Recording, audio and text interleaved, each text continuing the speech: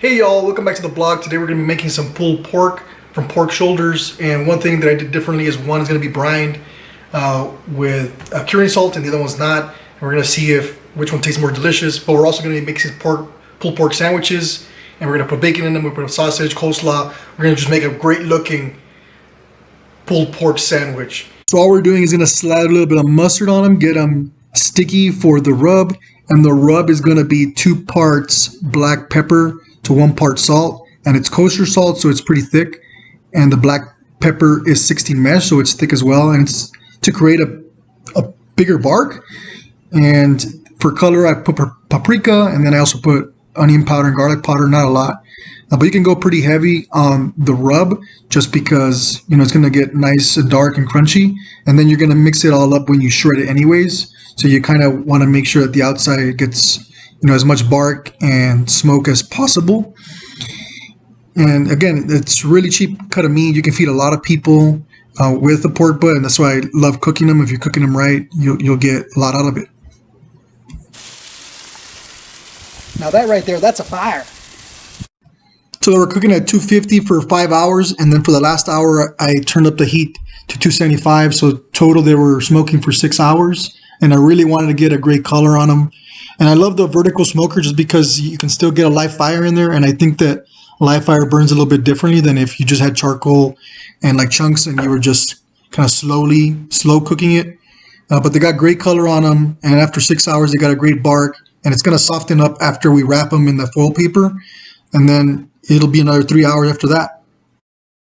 So what you can do before you wrap them is you can add like apple juice or water, especially if you think that the bark got too hard and needs to soften up a lot.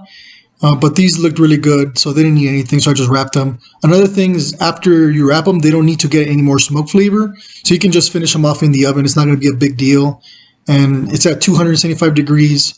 And usually the internal temperature you'll want to hit is like 203, but you really need to poke at it to see how soft it is and to see it's going to just shred apart.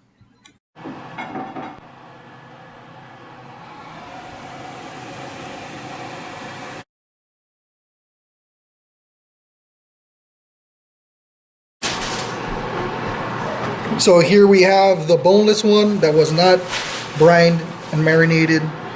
So this is the one that was brined. And this one had to retain way more liquid than this one, but we're gonna get into it and see what it looks like. Oh wait, we don't need one of these. We're just shredding it. Oh yeah.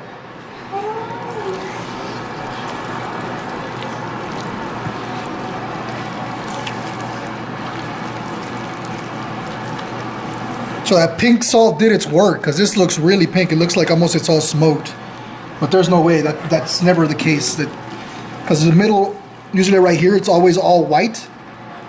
So this got really good color because of that pink curing salt. And again, it's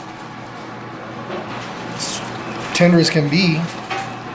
And now the liquid's kind of coming out, so a lot of liquid. Again, this one looks really pink. So this one got really good color. This one's also going to have really good color because right here where there was no bone, it still got a lot of smoke. So I expected this one to look good too. But as you can see, some of these like areas are white, and usually these don't have a lot of flavor, but this one looks like pretty good. But that's why you're supposed to mix it up really good. Just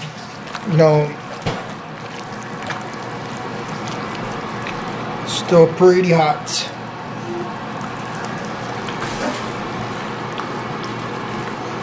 So right now we'll do a taste test, but I did want to make a great looking sandwich. We'll do the boneless because a lot of people say you shouldn't cook pork butt boneless, but it looks pretty good to me. It doesn't have no bone, but it's so good. We have our toasted buns, healthy portion. Hey man, you're skimping out. Where's the meat, man? A little bit more meat. Then got a little bit of bacon, little pieces, and I really wanted to do sausage. These are beef sausage kielbasa. Let's see what it looks like.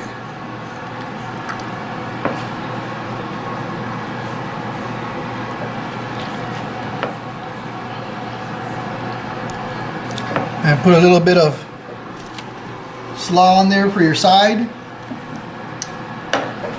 Just want to. You can put it on top too. I like a little bit of jalapenos on mine. A little bit of pickles. I don't know if you all like barbecue sauce on stuff, but this one though, I don't think it's gonna need it. So there it is. And the great thing about pork butt, like I mean, it's like it was like $1.50 a pound, and I mean, there was a deal.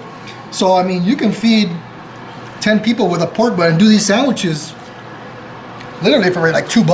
You know, after all said and done with the smoking. Can I take a bite of it? Yeah, ready? Yeah.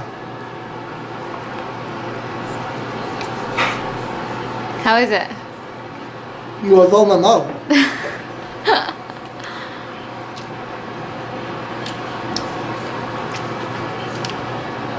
Do you want to show the inside of the sandwich?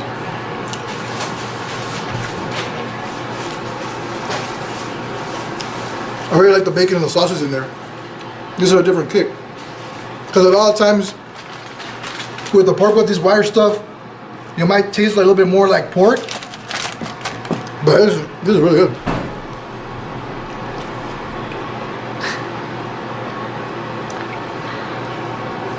It's not fair. It's not fair that it'd be contagious.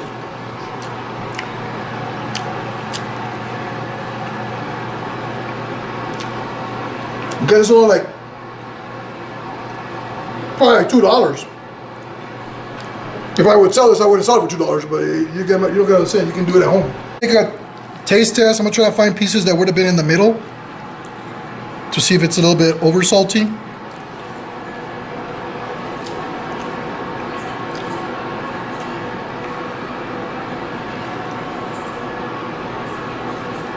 It's good. I'm not gonna lie, it's really good. So it just had too much salt, but you can see that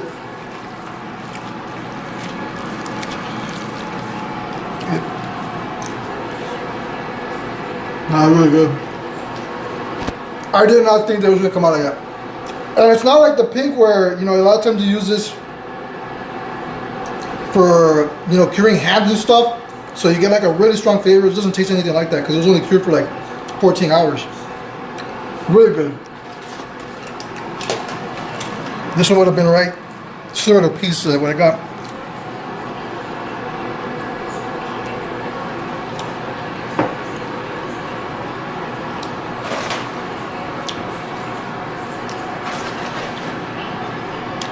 It's still really good, but I think the salt, the little taste of salt, really hides like that. Sometimes you get a strong like pork flavor. And this one got a lot of smoke. It was smaller. This one should have been way better. This should have been way better because I didn't think the brine was gonna make a big difference. And I think it's just perfect to leave it like 12, 13 hours because if it would have been more, it might have just been too strong and it tastes kind of like more like ham. You don't want that either. So this is clearly the winner. It's not even a debate. Thanks for watching the video, guys. Let me know what you guys thought. Leave a comment below. And tomorrow we'll be cooking in a brisket. All right.